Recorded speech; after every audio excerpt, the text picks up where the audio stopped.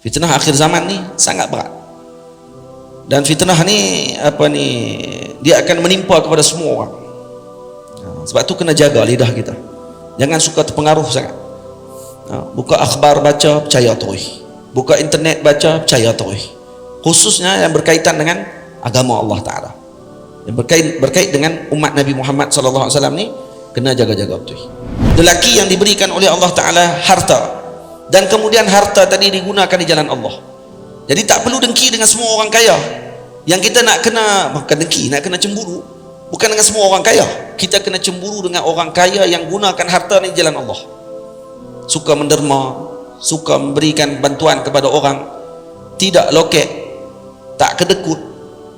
Mana-mana yang orang minta bantuan dia akan bagi, dan sebagainya. Maka orang-orang macam ni dipuji oleh Allah Ta'ala. Dan orang-orang macam ni boleh, kata Nabi SAW, untuk kita cemburu dengan dia. Kalau kita dapat harta macam tu, kita pun teringin nak buat macam dia buat. Tapi kalau duk tengok orang ni kaya, baca duk tunjuk kaya ya, tapi tak pernah pun duk buat baik kepada umat ni, tak perlu cemburu. Buat tak tahu ya. Wujuduhu kal adam. Ada dia macam tak ada. Tak ada faedah apa. Tambahlah pula anak-anak muda kalau kahwin, tambahlah kan zaman catering. Dah bila kahwin tu, tengok-tengok duduk tengah-tengah tu hilang dua orang. Outdoor. Pergi ambil gambar kat sana, ambil gambar kat sini. Adik-beradik main ramai ni, nak main jumpa ni. Depa hilang outdoor ambil gambar. Beda hari tu saja. Ambil gambar keluarga senang. Kat outdoor kita dengan keluarga semua, boleh kita tahu siapa main hari tu. Ni tidak nak kena pergi kat tepi pantai. Lah kali dia gambar dua orang dia melompat, terjun. Semua ada tu. Gambar depa dua orang. Penuh album dua orang depa ya. Apa faedahnya? Muka tu gaklah dulu ni, tu juga. Tapi cuba ambil gambar ramai duduk dengan keluarga, duduk dengan semua dalam kenduri, layan orang, ambil gambar candid macam tu. Kan tu orang akan ingat. Kita kena terlupa dah siapa yang main kenduri kita. Buka balik buku, lah dia main rupanya.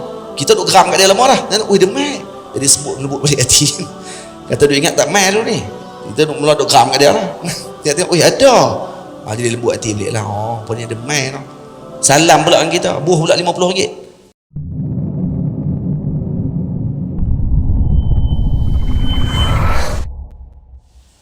Assalamualaikum warahmatullahi wabarakatuh.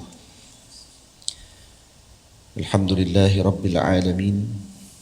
Wassalatu wassalamu ala ashrafil mursalin Sayyidina wa nabiyyina Muhammad ibn Abdullah Rasulil Amin, wa ala alihi wa ashabihi wa man tabi'ahum bi ihsanin ila yaumiddin. Subhanaka la ilma lana illa ma 'allamtana innaka antal alimul hakim.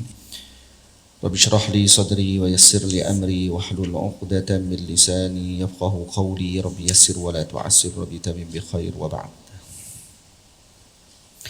Saya muliakan lagi saya kasihi ayahanda pengurusi bagi Masjid Sungai Tiram, para guru, para asatizah, para imam, Tuan Bilal, ahli dan kuasa bagi masjid, ibu ayah, abang-abang, kakak-kakak yang dirahmati Allah Subhanahu wa taala sekalian.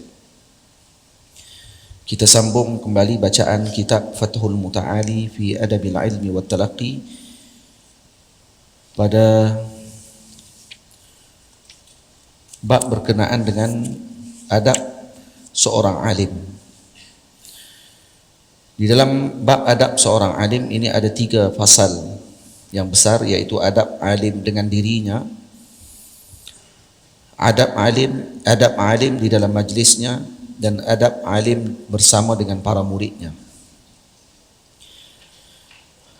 Pada rangkap yang ke-64, muka surat ke-28, bagi tulisan Jawi, bagi tulisan Bumi, muka surat 29. Alim itu punya adab diamalkan, takutkan Allah dan ikhlas beriringan. Ini adalah adab bagi alim, yaitu yang pertama mesti khasyatillah, mesti takutkan Allah Subhanahu wa taala. Innama yakhsyallaha min ibadihil ulama. Sesungguhnya yang takutkan Allah itu adalah para ulama. Dan ikhlas, yang kedua mesti ikhlas. Jadi kedua-dua perkara tersebut, iaitu takutkan Allah dan ikhlas tadi beriringan bersama. Karena ikhlas adalah sir al-amal. Rahsia kepada amal tersebut diterima oleh Allah Subhanahu wa taala adalah ikhlas seorang tadi. Dan ikhlas ini ajaib. Hatta kepada yang tidak baik pun, kalau dia ikhlas dengan tidak baik dia pun jaya. Nampak? Batu kata Syekh Badi'uz Zaman Sa'id Nursi rahimahullahu taala, kata beliau, kenapa umat Islam ini berpecah-pecah, kata dia. Karena yang pertama, tidak ada ukhuwah. Berbeza dengan kelompok yang bukan Islam, mereka ni boleh bersama. Kenapa mereka boleh bersama? Karena mereka tahu mereka tak kuat. Jadi mereka kena bersama, barulah dapat untuk nak menyusun strategi untuk melakukan yang tidak baik kepada agama Allah Subhanahu wa taala. Yang kedua, kenapa orang Islam tidak bergabung macam mereka? Karena orang Islam, bagi mereka cukup dengan Allah Taala sebagai penguat kepada kita. La haula wala quwata illa billah al-aliyyil azim. Jadi cukup Allah Taala saja. Maka kerana perkara tersebut menyebabkan perasaan untuk bergabung tadi tidak ada. Yang kedua, kerana tidak ada ikhlas. Tidak ada ikhlas dalam hati kita. Dibandingkan dengan mereka yang nak buat jahat, nak buat benda tidak baik kepada agama Allah Ta'ala ini, mereka ikhlas. Mereka buat sungguh. Dia ikhlas dalam kejahatan. Faham? Dia ikhlas dalam jahat ni pun jaya. Boleh berlaku. Dan tu sir al-ikhlas. Punya bersungguhnya nak buat tak elok ni, ikhlasnya mereka akhirnya berjaya. Jadi itu sebagai contoh lah. Contoh yang boleh kita ambil depan mata kita. Jadi moga Allah Ta'ala kurniakan kita ikhlas dan kurniakan kita kepada dengan khasyah, takutkan Allah Subhanahu wa taala. Karena dua perkara ini adalah benteng paling besar yang Allah Ta'ala berikan kepada kita untuk menyelamatkan kita pada akhir zaman ini. Menjaga ilmunya tidak diajarkan, melainkan kepada yang menginginkan. Ini adab alim dengan dirinya, yaitu dia tidak akan mengajarkan ilmu melainkan kepada yang menginginkan ilmu tersebut. Jadi dia tak akan membuang masanya dan juga meruntuhkan kemuliaan ilmu tersebut dengan mengajarkan ilmu tadi kepada yang tidak selayaknya, yang tidak mau dengan ilmu. Jadi buat apa nak mengajar pada waktu tersebut? Beza dengan dakwah. Dakwah lain, mengajar lain. Dakwah dia perlu kepada tempat yang tak mau pun dia kena pergi. Itu dakwah. Nak menyeru kepada agama Allah Ta'ala, menyeru kepada kebaikan. Tapi mengajar lain. Mengajar dalam dia ada dakwah. Cuma mengajar yang kita khususkan di sini adalah Allahumma salli ala sayyidina Muhammad. Walaupun padanya terdapat janib dakwah, maksudnya terdapat dalamnya dakwah kepada agama Allah Ta'ala, tapi mengajar ni kita anggapkan dia sebagai sesuatu yang berbeza dengan apa yang dijalankan oleh para pendakwah. Jadi para pendakwah dia kena pergi ke tempat yang walau tempat tu tidak mau. Tapi kalau mengajar kena pergi kepada yang mau pada waktu tersebut. Yang nak mengaji diajarkan. Yang tidak mau mengaji tidak diajarkan. Dan ini ditunjukkan contohnya oleh para ulama. Para ulama ketika nak berdakwah mereka akan pergi hatta kepada orang yang zalim sekalipun, kepada siapa pun mereka akan pergi.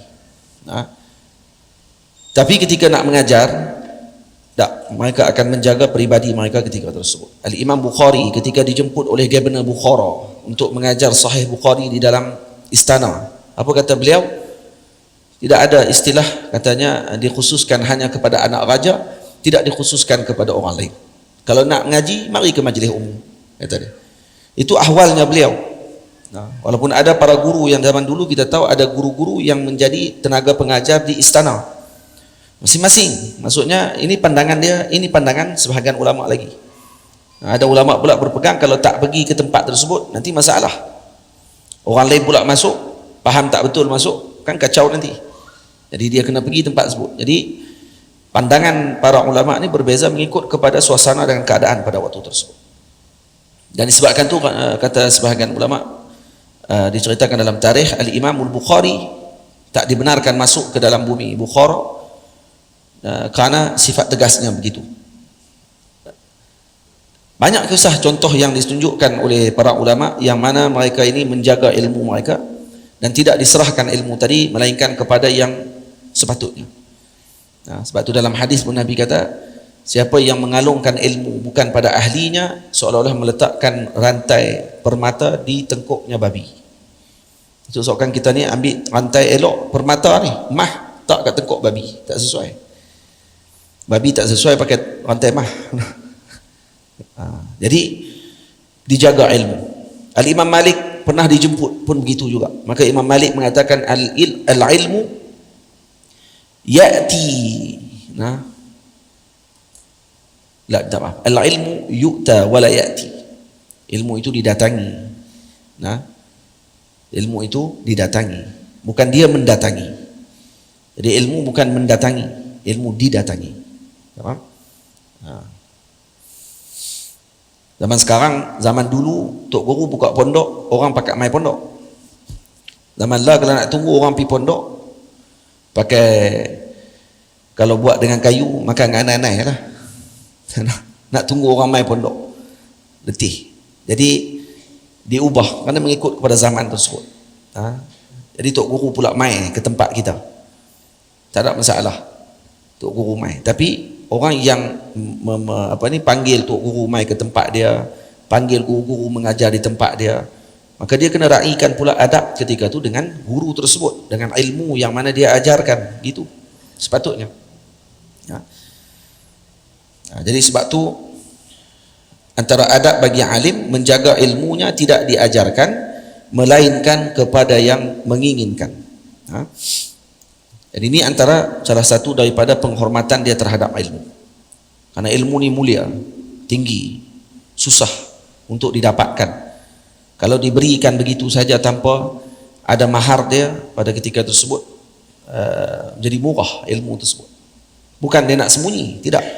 Tapi datang dengan penuh kemuliaan, dengan adab dan sebagainya. Contohi Sayyidina Jibril alaihi salam ketika mendatangi Sayyidina Rasul di Madinah Al-Munawwarah, dengan rupa parasnya bagaimana, pakaiannya bagaimana, keadaan duduknya bagaimana di dalam majlisnya Sayyidina Rasul sallallahu alaihi wasallam. Ini malaikat Allah Subhanahu wa taala ditunjukkan akhlak begitu ketika hadir ke majlis ilmu.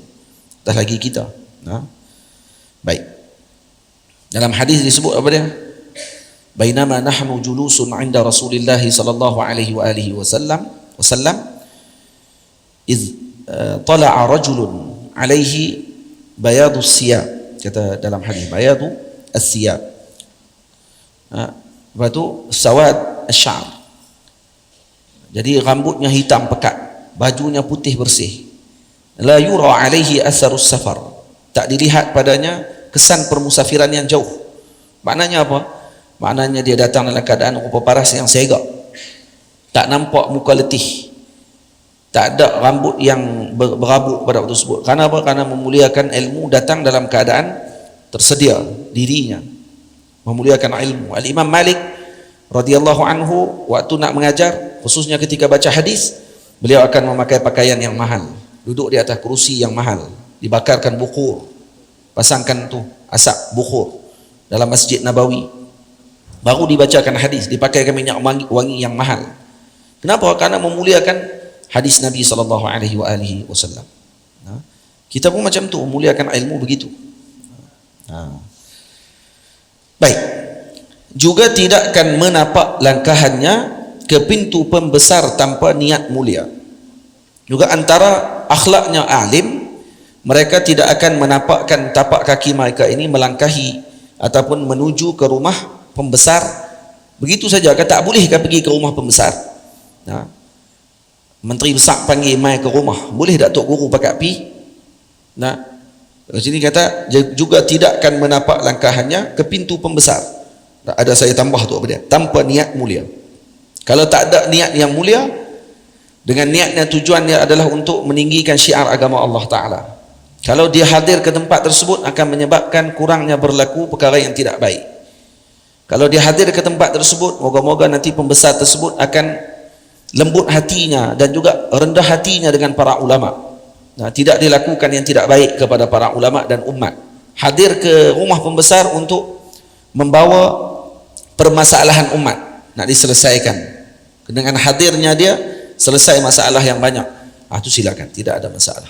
Tapi kalau pi kerana gharad duniawi, kerana nak dapatkan pangkat, kerana nakkan sesuatu keduniaan, kerana nakkan begini-begini yang hanya berkait dengan dunia untuk dirinya tanpa berkait dengan agama Allah Subhanahu wa taala, maka ketika tersebut ini tercela. Nah, karena itu dalam riwayat disebutkan seburuk-buruk ulama adalah yang berada di depan pintunya pembesar, dan sebaik-baiknya pembesar, pemimpin yang berada di depan pintunya ulama. Maknanya pemimpin yang baik dia kena pi jumpa ulama. Ulama yang baik pula dia tidak boleh jumpa dengan pemimpin tanpa sebab. Bukan tak boleh terus, tak, jadi salah faham pula. Bukan tak boleh terus, boleh pergi, tak ada masalah, tapi dengan niat yang mulia. Niat dia semua kena hadirkan waktu tersebut, dan kena mu'alajah, dia kena perbaiki niat dia pada waktu itu hanya kerana Allah Subhanahu wa taala. Pergi tadi bukan kerana duniawi, bukan kerana nafsunya, tetapi kerana agama Allah. Dengan hadirnya dia tadi akan dapat kebaikan kepada umat dan juga kepada agama Allah taala. Nah, itu. Jadi kita pula tugas kita apa dia? Tugas kita baik sangka. Itu saja. Tengok tok guru pergi, baik sangka. Tu tugas kita. Ni tugas kita pula duk kerja duk celah. Tugas tok guru yang nak kena perbaik diri dia tu, nak kena perbaik niat dia tu tok guru. Hak kita tak usah duk komen lah. Kita ni tugas kita apa dia? Tugas kita baik sangka dengan tok guru. Hak tu saja. Hak ni adab dia dengan diri dia, bukan adab dia dengan kita. Baca elok-elok tajuk tu. Ni adab ni tok guru dengan diri dia sendiri. Dia yang nak kena perbetul niat dia. Hak kita dengan dia apa dia pula? Baik sangka. Jangan buruk sangka dengan para ulama. Apapun kenyataan yang mereka keluarkan yang kita tidak pasti, maka kita katakan bahawa saya tidak pasti. Kemungkinan dia lebih tahu daripada saya. Itu dulu. Kan? Fitnah akhir zaman ni berat, tuan-tuan. Fitnah akhir zaman ni sangat berat. Dan fitnah ni dia akan menimpa kepada semua orang. Sebab tu kena jaga lidah kita. Jangan suka terpengaruh sangat. Buka akhbar baca, percaya terus. Buka internet baca, percaya terus. Khususnya yang berkaitan dengan agama Allah Ta'ala, yang berkait dengan umat Nabi Muhammad SAW ni, kena jaga-jaga betul. Baik. Tak maulah nak ulah isu-isu semasa ni kan? Bukan tempat kita. Nak ulah lagi ni jadi panjang kan? Baik. Rendah diri, tak sombong dengan pelajar, zuhud pakaiannya, dunia tak dikejar. Ini antara sifatnya yang lain. Sifatnya yang lain adalah merendahkan dirinya, tidak meninggikan dirinya. Maksud rendah diri tadi, rendah diri dengan cara dia tidak sombong dengan para penuntut ilmu yang datang belajar dengannya. Dilayannya dengan baik kepada penuntut ilmu. Para sahabat Nabi ridwanullah alaihim ajma'in, Sayyidina Abdullah bin Mas'ud radhiyallahu anhu, ketika mana didatangi oleh para penuntut ilmu, maka dia akan menyebut marhaban biwasiyatir rasul, selamat datang kepada orang-orang yang diwasiatkan oleh Rasulullah sallallahu alaihi wasallam. Kenapa disebut macam tu? Ni Nabi wasiat kepada para sahabat, dan Nabi pernah bagi tahu kepada Sayyidina Abdullah bin Mas'ud, nanti akan datang orang-orang daripada timur yang mereka ini nanti akan datang belajar dengan kamu. Maka buat baiklah kepada mereka, layanlah mereka dengan baik. Ini pesan Nabi sallallahu alaihi wasallam. Kerana tu bila mana Sayyidina Abdullah bin Mas'ud melihat umat pada waktu itu datang berbondong-bondong untuk menuntut ilmu, maka beliau mengingati baginda Rasul sallallahu alaihi wasallam. Terus dia kata benar apa yang Nabi sebut. Dan Nabi mengetahui perkara yang akan datang, maka dia pun menyebut marhaban biwasiyatir rasul, selamat datang kepada orang-orang yang telah diwasiatkan oleh baginda Nabi sallallahu alaihi wasallam. Jadi kita ni yang datang mengaji ini adalah wasiatnya Nabi sallallahu alaihi wasallam. Nabi pernah mewasiatkan agar berbuat baik kepada mereka. Itu. Dan kita ketika datang sebagai talib, sebagai pelajar, walau macam mana pun umur kita, ketika kita datang untuk menadah ilmu dengan seorang guru, maka pada waktu tersebut tergugur dah umurnya pada waktu itu.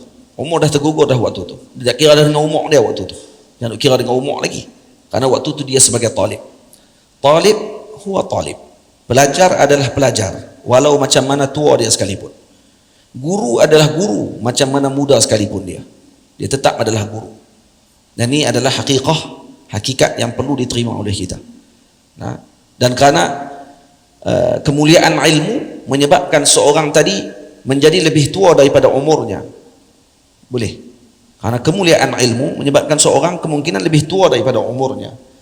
Dan ini adalah janjinya Allah Ta'ala dan juga baginda Nabi SAW kepada para ulama, para ilmuwan, yang Allah Ta'ala berikan kedudukan sedemikian.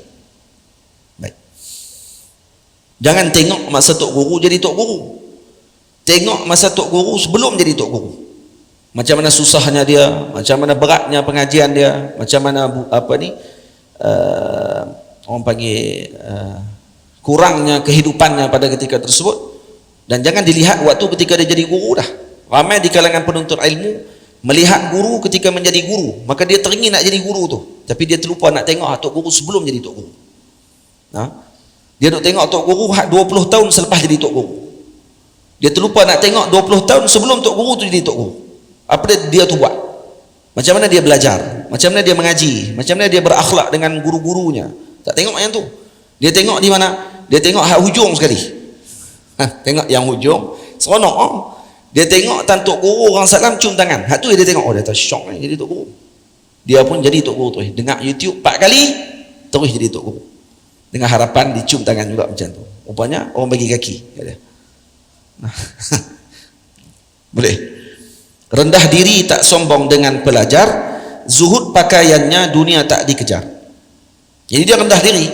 Hatta para guru ketika mana dicium tangannya oleh muridnya pun dia kena mu'alajah niat dia dan juga perasaan dalam diri dia. Hak tu antara yang paling berat sekali yang nak dihadapi oleh sebahagian para guru. Lepas tu Tok Guru sebahagian ada yang tak bagi, tarik tangan dia ketika dia nak cium tangan, tarik tak bagi. Tapi anak murid lagi kuat tarik, tak nak buat macam mana? Tarik cium tangan juga. Bukan dia duk bagi. Ni nak salah orang dia bagi. Hana. Itu. Tak ada masalah lah, masing-masing lah. Cuma saya pernah dengar guru saya Syekh Abdul Rahim Jad Badruddin, rahimahullahu ta'ala, salah seorang ulama besar di Al-Azhar Al-Syarif. Dia pernah cerita kepada kami bahawa pernah dulu waktu dia kecil, waktu umur dia 11 tahun, ayah dia bagi dia untuk berkhutbah Jumaat. Habis khutbah, ada seorang tua datang nak cium tangan dia. Dia tak bagi, tarik tangan. Orang tua tu tarik lagi tangan dia, tarik lagi tangan dia. Akhirnya sampai menangis orang tua tu, teriak. Kemudian dia tengok ke ayah dia. Ayah Syekh Abdul Rahim Badruddin Jad rahimahullah. Ini ayahnya alim besar dalam mazhab Maliki. Di Aryaf, di kampung di Mesir. Bila dia tengok ke ayah dia kata, bagi cium. Ayah dia buat isyarat suruh bagi cium. Dia pun bagi cium. Pas cium tu orang tua tu seronok. Dia pun pergi jumpa ayah dia. Dia kata, ayah, kenapa ayah suruh dia cium tangan saya? Bagi saya cium. Bagi dia cium tangan saya. Padahal sepatutnya saya yang cium tangan dia, karena saya orang muda lagi tak ada apa. Maka kata si ayah, wahai anakku, kamu tak tahu. Di tangan kamu kah barakah atau di mulut dia kah barakah tersebut? Faham tak? Kamu tak tahu barakah tu di mana sebenarnya? Di mulut kamu, di tangan kamu kah, di mulut dia kah? Boleh. Sebab tu kadang Tok Guru bagi orang cium tangan dia kerana dia nakkan barakah, tawaduk murid tersebut yang cium tangan Tok Guru tadi. Faham?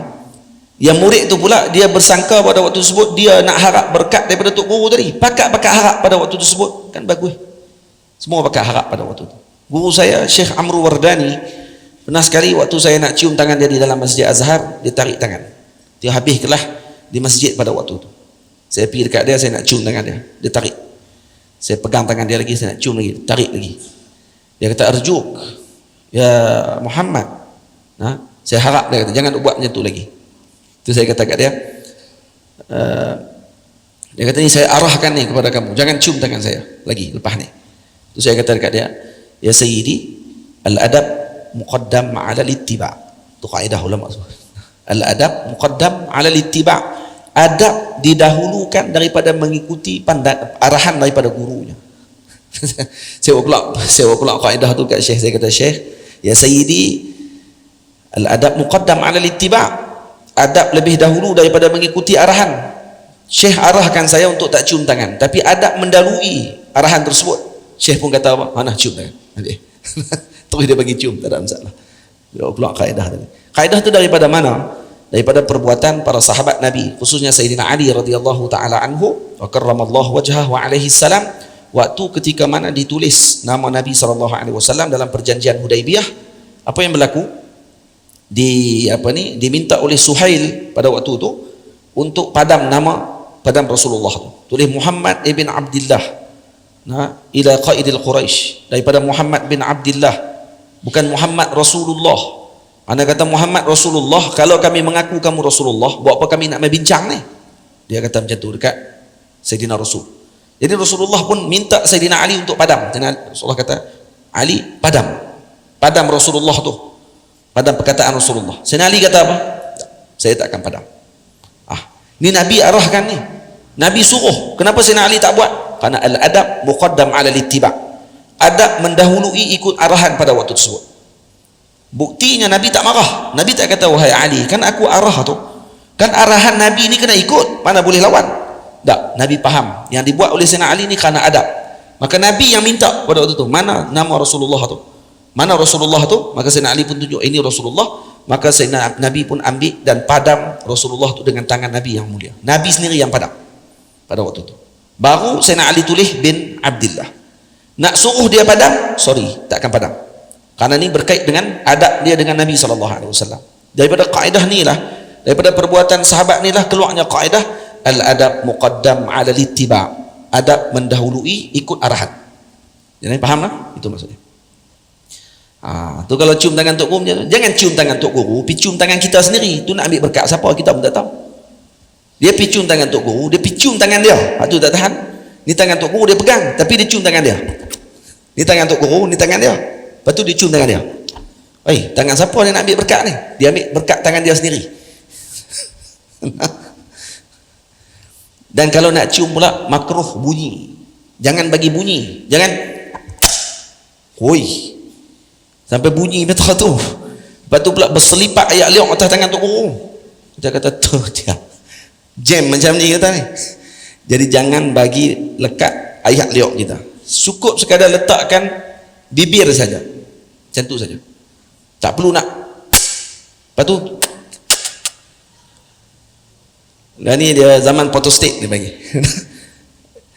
Dia cium tangan Tok Guru, cium. Lepas tu cium je. Dua. Kenapa cium macam tu? Kerana nak ambil barakah. Orang Indon kata dia panggil jalak barakah. Dia nak ambil berkat daripada dua-dua bahagian. Ini bahagian tangan ni pernah menyentuh tangan para gurunya. Dan ini dilakukan oleh para sahabat Nabi radhiyallahu alaihim ajma'in. Cium tangan sama mereka. Para sahabat cium tangan sama mereka, dan para sahabat juga mencium tangan Sayyidina Rasul sallallahu alaihi wasallam. Ada riwayat. Ni cium tangan Tok Guru terus dia kata ni menyembah manusia lah, apa ke semua benda ni. Hak jenis ni kita bagi cium lembu cukup. Kita bagi cium orang. Payah. Cuma Tok Guru tadilah nak kena jaga. Dialah kena jaga diri dia tu. Bila orang cium tangan dia, waktu tu janganlah duk berasa pada waktu tu kata dia lebih pada orang lain. Yang tu perasaan pada guru tu yang kena jaga. Kita tak payah nak masuk campur dengan urusan hati dia. Kita kata tak apalah, saya salam dengan Tok Guru, tak ada cium tangan lah. Kurang-kurangnya dia selamat daripada tak riak tu. Siapa dia yang sombong lah ni? Dan kita tu yang sombong pada waktu tersebut. Sebab tu tak cium. Payah seorang tadi dia nak rendahkan kepala dia kepada para guru untuk dicium tangan dia. Kerana apa? Kerana masih ada perasaan dalam diri ini. Kata diri ini masih lebih besar daripada guru tersebut. Faham? Maksudnya. Lepas tu para ulama bukan setakat tangan Tok Guru yang dia cium, tangan anak Tok Guru pun dia cium. Anak Tok Guru kecil lagi. Bukan anak Tok Guru cium tangan dia, dia yang cium tangan anak Tok Guru. Kenapa? Kerana ni berkait dengan Tok Guru. Karena dalam badan budak ini ada darahnya Tok Guru saya. Dan macam tu sekali. Lepas tu kalau baca dalam Ta'limul Muta'allim, Tariqat Ta'allum, murid dia akan ada seorang syekh daripada Bukhara, tengah duk mengajar, tiba-tiba dia bangkit. Saat tu dia duduk balik. Ngajar lagi, lepas tu dia bangkit lagi. Lepas tu dia duduk balik. Berkali-kali buat macam tu. Orang tanya, apa yang Tok Guru buat ni? Dia kata, tadi waktu saya tengah mengajar, anak kepada guru saya tengah duduk main depan masjid. Pintu masjid terbuka. Anak Tok Guru lari. Waktu nampak kelibat dia, saya bangun. Menghormati guru saya. Itu dia. Macam tu sekali. Ada orang zaman lah buat. Orang lah kalau Tok Guru garangan dia, anak Tok Guru dia pergi jentik. Pergi jentik anak Tok Guru, beda nak balas kat Tok Guru. Dia kata tak boleh buat apa, buat anak tak apa. Orang jenis tu. Tu nak dapat berkat kot mana? Tak ada berkat apa. Nah, tu sampai macam tu sekali para awliya Allah Ta'ala beramal dengan ilmu mereka. Ni susah kita nak buat. Boleh? Membersihkan zahir batinnya sentiasa dari sifat yang dicela junjungannya. Jadi para ulama ni mereka akan sentiasa, perlu bagi mereka untuk sentiasa membersihkan diri mereka daripada sifat yang tidak baik. Apa sifat yang tidak baik? Hasad, dengki, ujub juga tipu daya, bukan akhlak orang yang kenal Tuhannya. Tidak ada pada alim ini akan yang yakin, yang malah dia mengajak kepada orang dengan keyakinan kepada Allah. Maka dia lebih dahulu kena yakin dengan apa yang Allah Ta'ala janji. Hasad ni penyakit yang akan keluar kerana tidak yakin dengan janjinya Allah. Sebab tu dia dihasad. Kita boleh hasad dengan orang ni kerana kita tak yakin dengan Allah Ta'ala kepada kita. Kita duk rasa yang Allah Ta'ala bagi kita ni tak cukup, patutnya bagi kita lebih. Sebab tu kita jadi dengki dengan orang, jadi hasad dengan orang lain. Betul tak? Tapi hasad yang dibenarkan dalam syarak ada dua tempat. Yang dimaksudkan hasad tadi bukan hasad dalam syarak yang dimaksudkan dengan istilah. Tapi hasad di situ dengan makna ghibtah. Ghibtah maksud dia apa dia? Cemburu. La hasada illa fisnatain. Tidak ada hasad, maksud tidak ada cemburu melainkan dengan dua kelompok sahaja. Yang pertama kepada siapa? Kepada rajulun atahullahu ilma. Lelaki yang Allah Ta'ala berikannya ilmu, diajarkan kepada manusia dengan ilmu tadi, dan dia beramal dengan ilmu tersebut. Ini kita boleh ghibtah, kita boleh cemburu dengan dia, kata Allah. Dia alim, reti, saya cemburu dengan ilmu yang dia ada. Itu tak apa. Ghibtah boleh, tak ada masalah. Sebab beza hasad dengan ghibtah. Ghibtah ni apa dia? Cemburu. Apa beza hasad dengan cemburu? Hasad, dia tidak suka dengan kebaikan yang diperolehi oleh seseorang tersebut, dan dia berkeinginan untuk menghilangkan kebaikan tadi daripada orang tersebut. Itu maksud hasad. Dia tak suka, dan dia juga suka kalau kata benda tadi dicabut daripada orang tadi. Dia akan rasa gembira waktu tu. Ghibtah lain, cemburu lain. Cemburu tak suka juga. Dia tak suka dengan nikmat yang diberi kepada Allah kepada seorang tersebut, tapi dia tak teringin untuk dicabut nikmat tadi daripada orang tu. Itu cemburu lah.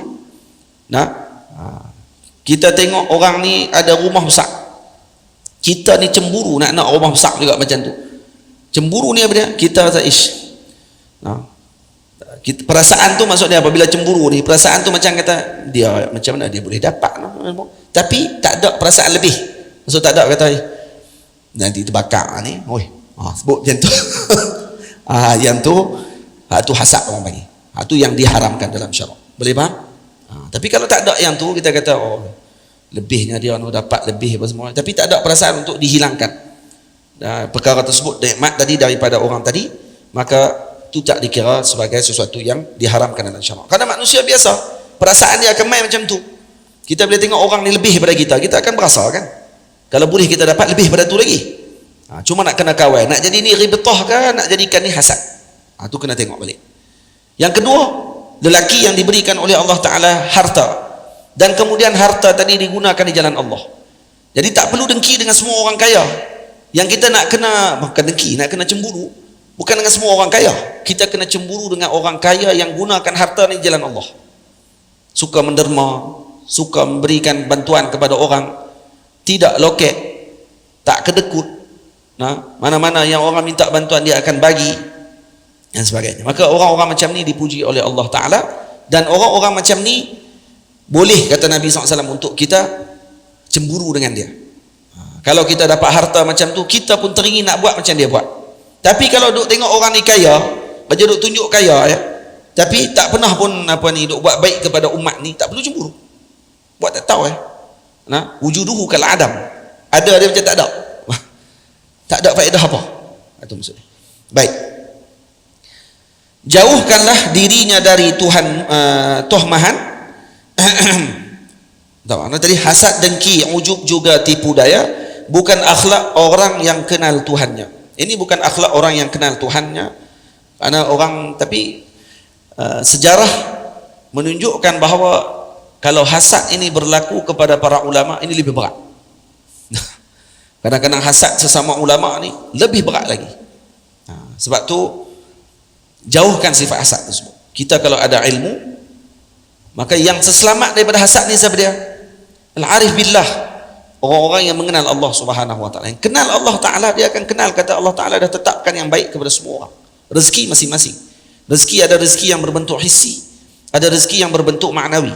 Rezeki hissi yang kita duk makan ni, tak masuk dalam mulut kita. Makanan yang masuk dalam mulut kita, yang kita manfaatkan benda tersebut, sama ada halal ataupun haram. Dalam mazhab kita Asy'ariyah, rezeki tidak kira halal saja, haram pun termasuk rezeki juga. Tapi rezeki haram, itulah. Yang kata rezeki juga kira boleh ya? Boleh, tak boleh lah. Tu saya kata haram tu. Tak hidup faham boleh pula. Rezeki tu tak boleh, tapi dikira rezeki tak? Ya, dikira rezeki. Dia mencuri. Dia gunakan harta curian tadi untuk bagi makan anak bini dia. Tu rezeki dia? Ya, tu rezeki dia. Tapi haram. Tak dapat faedah. Jadi darah daging. Jadi buruk akhlak nanti. Jadi perangai yang tidak elok. Keluar keturunan yang buruk. Karena apa? Karena makanan yang tidak baik tadi. Faham? Rezeki yang kedua, rezeki maknawi. Rezeki maknawi apa dia? Ilmu yang Allah Ta'ala bagi kepada kita. Dan Nabi SAW minta apa? Minta ilmu. Nabi tak minta benda lain. Allahumma zidni ilma. Ya Allah, tambahkan saya ilmu. Nabi suruh tambah ilmu, tidak tambah harta. Boleh. Bukan akhlak orang yang kenal Tuhannya. Jauhkanlah dirinya dari tuhmahan. Jagalah maruah, jangan diabaikan. Orang alim kena jaga maruah dirinya. Jangan meletakkan dirinya di tempat tuhmahan. Ittaqu mawaqi'at tuham dalam hadis. Jaga-jaga diri kamu daripada terjebak duduk di tempat yang dituhmah. Jadi jangan kita terlibat dengan tuhmahan. Kejaga diri kita. Sebab tu orang alim kena jaga perkara tersebut. Jangan alim pun duk tulis dalam Facebook, Mira Filzah kahwin, dia kalau duk komen. Ni orang panggil tak ada kerja. Faham? Biar pilih nak kahwin dengan siapa, ikut suka dia lah. Yang kita pula komen. Sedihnya alim ni duk mengajar masjid tapi bodoh. Ittaqu mawaqi'at tuham. Jangan melibatkan diri kita dengan tempat tuhmahan. Boleh. Jauhkanlah dirinya dari tuhmahan. Jagalah maruah, jangan diabaikan. Itu kena jaga betul-betul. Banyaklah contoh-contoh kalau kita nak bagi. Cuma umumnya kita faham. Nak tulis apa, nak komen apa. Zaman Facebook, sesuai dengan apa yang kita bagi contoh ni dengan zaman sekarang lah. Nak letak gambar apa. Hatta para ulama kata kepada para guru, berpegangan tangan dengan isterinya di khalayak ramai pun dikira tidak menjaga maruah diri pada waktu tersebut. Bukan pegang tangan ni benda yang sunnah, Ustaz. Ya sunnah, jangan depan orang. Sunnah bukan semua depan orang. Boleh? Ni sunnah yang nak buat depan orang semua. Faham tak? Saya kata sunnah nak buat depan orang. Gila ke apa? Makan suap-suap, buah gambar dalam Facebook. Tak perlu. Makan suap. Bini suap dia mulut, dia pun suap kat bini dia. Ni kepada siapa ni? Kepada alim. Saya bukan alim, saya tak apa ikut suka. Buatlah. Saya main masjid ngaji gitu ya. Tak mengajak apa pun. Tak apa, sila, tak ada masalah apa. Bukannya kita duk berjumpa orang duk pegang tangan dekat Queens Bay.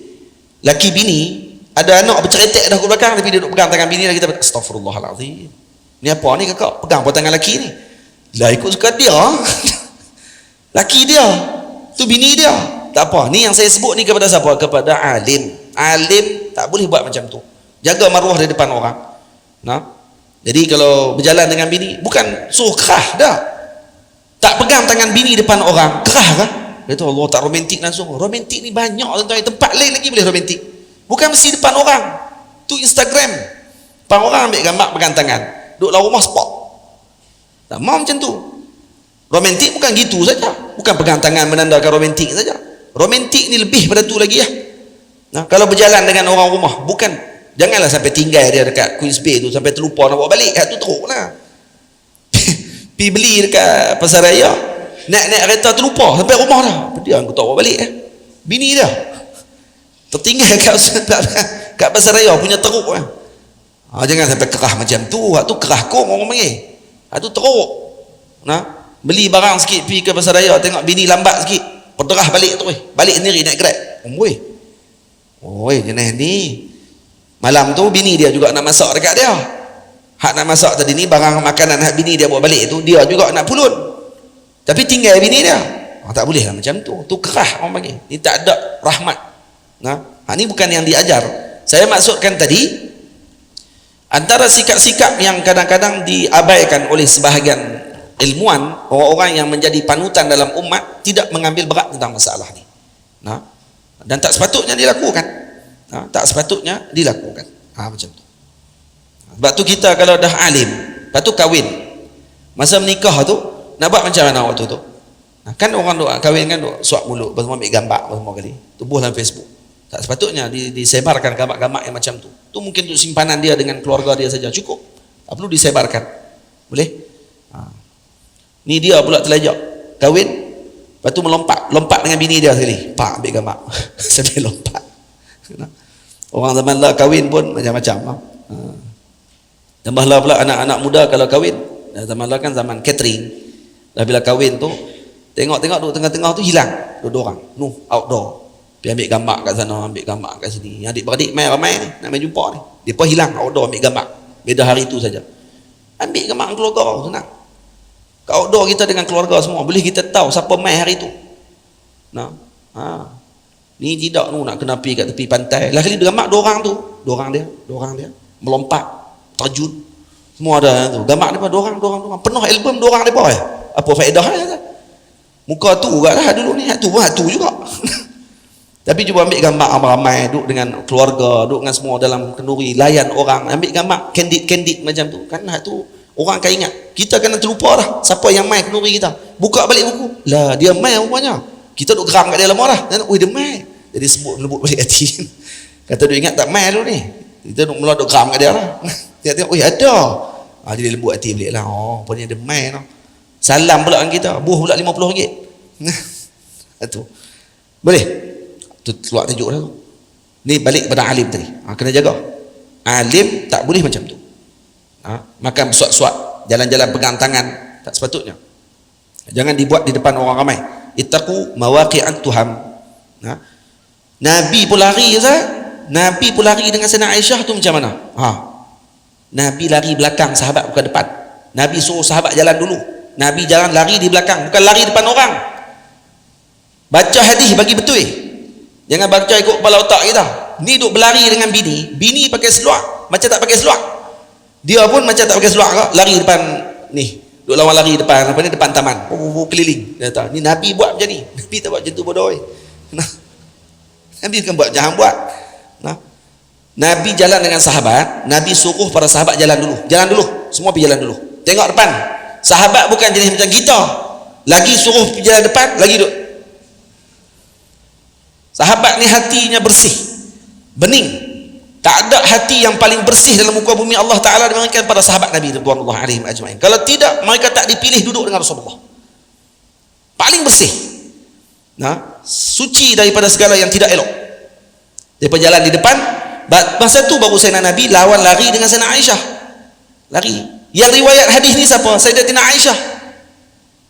Sayyidina Aisyah yang riwayat lawan lari. Kali pertama lawan, dia menang, Sayyidina Aisyah menang. Kali kedua lawan, Sayyidina Rasul menang.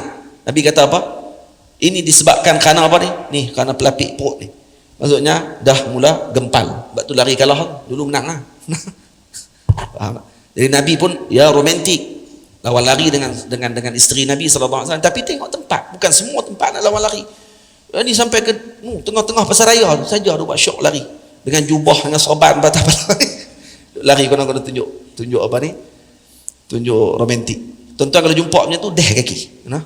Pergi jatuh dengan bini-bini dia. Apa? Tak jaga maruah. Maruah kena jaga, dan maruah ni benda yang kena dijaga, khususnya kepada alim. Nah, khususnya kepada alim. Baik. Juga tidak termakan dengan pujian, ianya racun yang wajib dielakkan. Jadi alim juga tidak termakan dengan pujian. Asyik nak makan puji saja, sonok kalau orang puji dia. Tak, jangan macam tu. Malah dia akan tegur ketika dipujinya lebih-lebih. Dipesan kepada para muridnya jangan berlebih-lebihan, nanti jadi fitnah dan sebagainya. Faham? Dan kalau dalam kitab para ulama sebut, para murid Allahumma salli ala sayyidina Muhammad di depan gurunya, yang ni kalau masuk nanti bab berkenaan dengan murid, bisa cerita awal kan. Hatta dengan gurunya sendiri pun jaga adab dia dengan gurunya lebih lagi, karena berasa hati guru ni, cemburunya guru dengan murid dia kadang-kadang berlebihan. Dia cemburu lebih daripada dia cemburu dengan bini dia. Sebab bini dia tahu tu bini dia, ni anak murid dia. Tengok ada tok guru lain, lepas tu dia sebut pasal tok guru tu depan tok guru ni. Maka tok guru tu berasa. Sebab tu kata para ulama, jangan disebut tentang guru lain di depan gurunya. Jangan sebut. Tak kira sebut pula, ustaz kenal tak syekh ni? Oh dia ni bagus tu, alim tu ya. Alim nahu pada ustaz lagi. Boy. Yang tu memang kena penyepak tu ya. Dia alim naknya lebih pada ustaz lagi kalau ustaz nak tahu. Hak jenis ni memang bukan dekat jadi ni, jadi kau lepas tu. Jangan sampai tok guru berasa hati. Jangan sampai macam tu. Lepas tu duk pergi puji pula ni, ustaz ni macam ni, tok guru ni macam ni, duk sebut depan tok guru tadi. Tak perlu disebutkan tentang guru-guru lain di depan gurunya. Terlalu banyak. Macam tu. Sebab tu saya ketika duduk dengan guru saya Syekh Ahmad Mamduh, saya tak akan sebut guru lain. Saya akan duduk dengan dia, saya cerita sembang yang berkait dengan saya dengan dia tentang pengajian kami. Kecuali Syekh tanya, kalau pergi ke Mekah jumpa dengan siapa? Syekh mana kamu jumpa? Syekh Ahmad Ruqaibi kamu jumpa ke tidak? Rahimahullah. Baru saya sebut kat Syekh saya jumpa dengan kata-kata. Saya sampaikan salam Syekh kepada Syekh Ahmad Ruqaibi. Baru saya cerita. Tapi kalau saya nak sebut kata Syekh kenal tak? Syekh seorang ni. Oh Syekh ni alim masya-Allah. Saya takkan pernah sebut macam tu depan guru saya. Abadan. Selama-lamanya takkan sebut depan guru. Malah dengan guru saya yang saya rapat yang seorang lagi pun, saya tak akan sebut dekat guru saya ni. Kenapa? Karena cemburu guru ni lain. Takut dia terguris hati dia pada sebut, nak kata oh dia kira lebih lah kawan tu daripada aku ni. Macam tu. Jadi jangan tunjuk perkara tersebut di depan guru kita. Sampai macam tu kena jaga adab. Adab ni masya-Allah tabarakallah. Kalau dah diamalkan apa yang kita sebutkan dalam kitab ini, nanti kita sampai kepada bab dia, adab murid dengan guru, adab guru dengan murid, insya-Allah akan lahir generasi yang luar biasa. Orang yang beradab dengan ilmu, orang yang beradab dengan kitab, orang yang beradab dengan alat, orang yang beradab dengan apa saja yang berkait dengan ilmu, gurunya, muridnya, para keluarga gurunya dan sebagainya. Maka pada waktu tersebut akan lahir generasi yang luar biasa pada waktu itu. Sebab itu kita nanti akan sampai bab dia, nanti kita akan perincikan ada adab yang kadang-kadang adab ini kita boleh anggap sebagai adab-adab yang gharib, yang kita jangan dengar adab-adab tersebut, yang tidak akan kita perolehi melainkan ketika mana kita belajar dengan guru tersebut. Dan guru tadi telah mengambil daripada gurunya. Dan adab ni disebut dalam kitab-kitab para ulama. Cuma kita tak baca.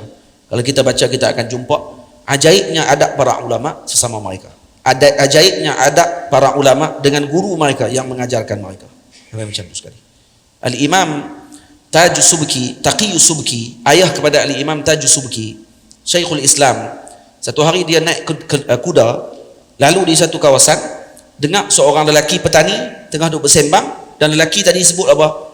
Telah menyebut kepada kami Al-Imam Nawawi kaza kaza kaza kaza. Disebut macam ni. Masalah dia disebut oleh Imam Nawawi. Saya dengar Imam Nawawi sebut macam ni. Macam tu. Apa yang dibuat oleh Imam Taqi Subki? Turun terus daripada kuda, pergi jumpa lelaki tadi, cium tangan. Orang ni petani saja, bukan orang alim. Kemudian dipaksa lelaki ni untuk naik kuda dia, dan dia nak tarik kuda. Lelaki tu kebetulan nak pergi satu tempat. Dia kata kena naik kuda. Lelaki tu punya tolak. Dia kata yang suruh dia ni naik siapa dia ni? Syekhul Islam Taqi Subki. Ni bukan orang biasa, ketua ulama pada waktu tersebut. Imam Subki rahimahullah, ayah anaknya Taj, ayahnya Taqiyuddin As-Subki. Disuruh naik juga sampai lelaki tu naik juga. Sampai satu tempat baru lelaki tu turun, kemudian berpisah. Kemudian anaknya Al-Imam Tajuddin, bukan, Imam Bahauddin As-Subki rahimahullah yang ceritakan kisah ini. Imam Bahauddin kata, wahai ayah, kenapa ayah layan dia macam tu? Dia petani saja. Dia kata dia telah bertemu dengan guru kepada kami, yaitu Al-Imam Nawawi. Maka disebabkan karena dia pernah bertemu dengan Imam Nawawi, saya tak sempat bertemu dengan Imam Nawawi, maka saya memuliakan beliau. Sampai macam tu sekali. Tok guru, tuan-tuan, zaman dulu Al-Imam Yaqub Sahib rahimahullah, ketika datangnya anak murid seorang lelaki daripada kampung, tok guru dia, kampung tok guru dia, orang ni orang kampung tok guru dia, dengar orang kampung tok guru, dilayan orang ni macam tok guru. Orang pun tanya, ni orang kampung biasa ya pun, yang Syekh Maulana sambut di sungguh-sungguh ni kenapa?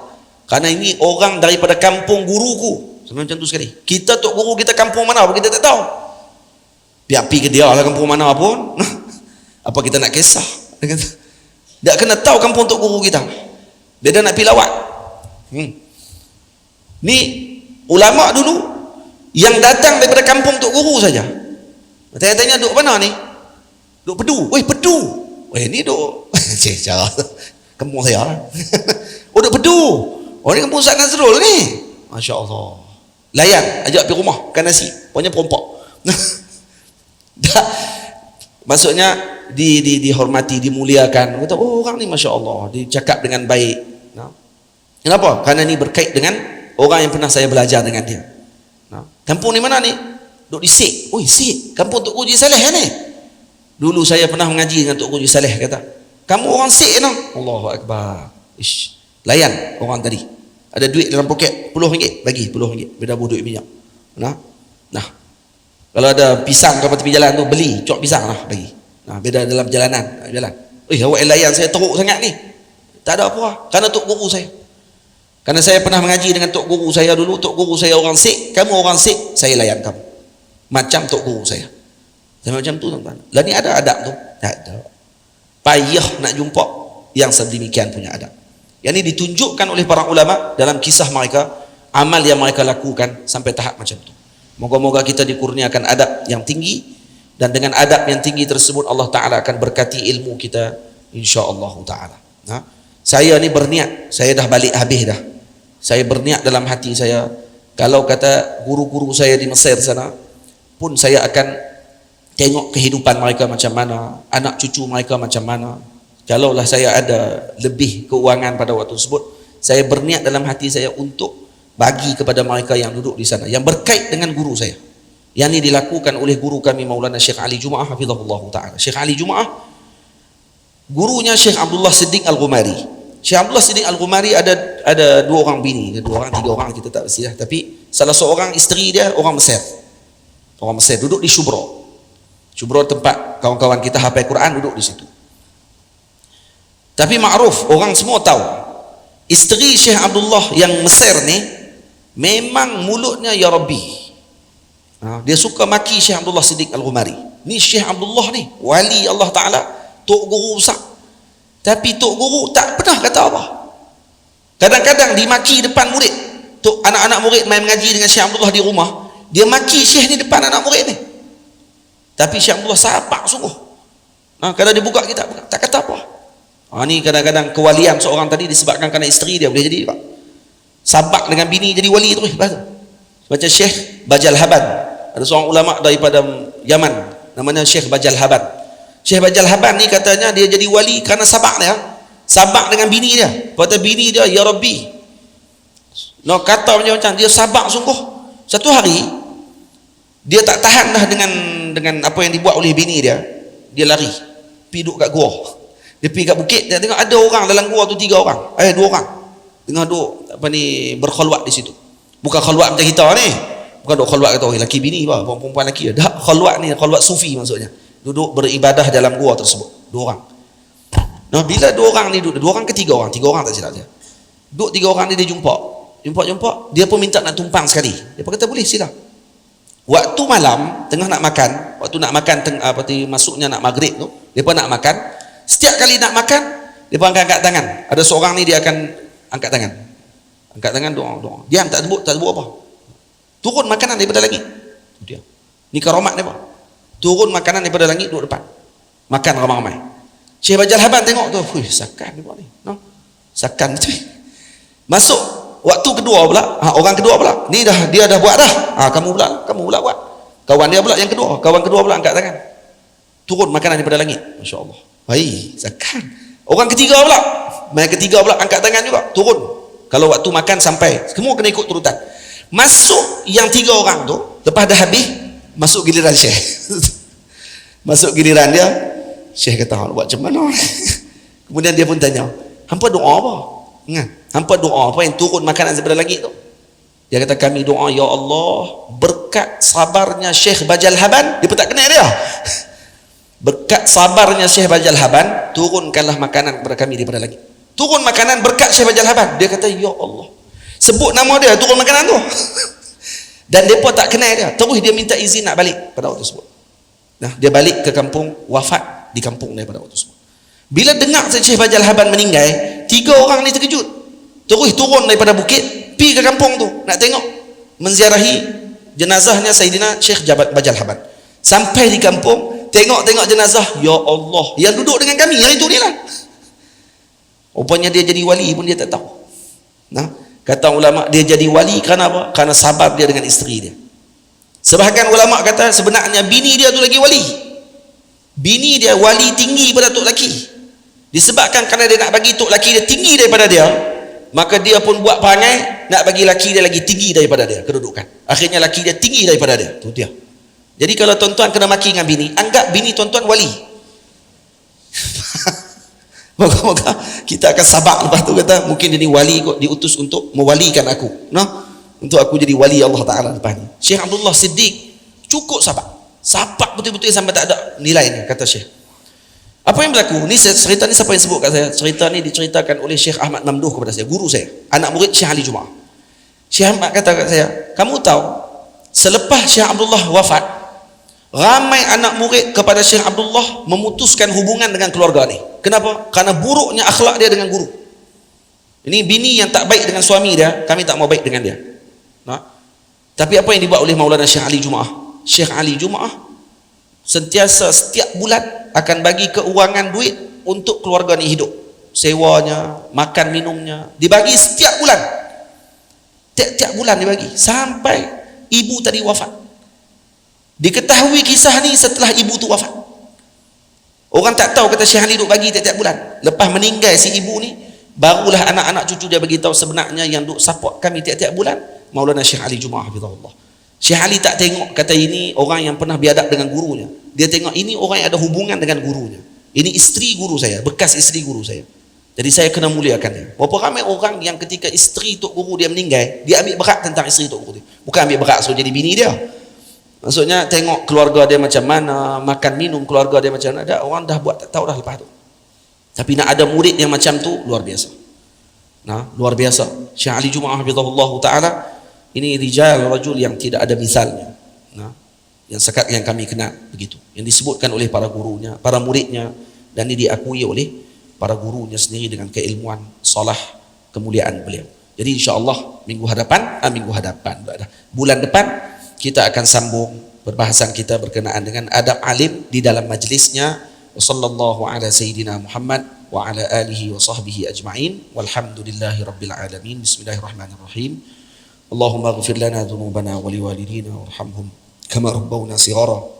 Rabbana zidna ilman wa wasi' fi rizqina wa barik lana fima razaqtana waj'alna mahbuban fi qulubi ibadika wa 'azizan fi 'uyunihim waj'alna wajihan fi dunya wal akhirah minal muqarrabin ya katsiran nawal wa hasanal fi'al qa'iman bila zawal ya mubdi'an bila misal falakal hamdu wal minnatu wasyarafu ala kulli hal. Wa sallallahu ala sayyidina Muhammad wa ala alihi wa sahbihi ajma'in walhamdulillahi rabbil alamin. Saya mohon izin untuk saya keluar dulu sebab saya dah jamak dah tadi. Saya dengan rombongan saya untuk ada urusan di luar. Saya mohon izin daripada ayahanda mengurusi insya-Allah. Nanti kita jumpa pada bulan depan insya-Allah. Sallallahu alaihi wasallam. Assalamualaikum warahmatullahi wabarakatuh.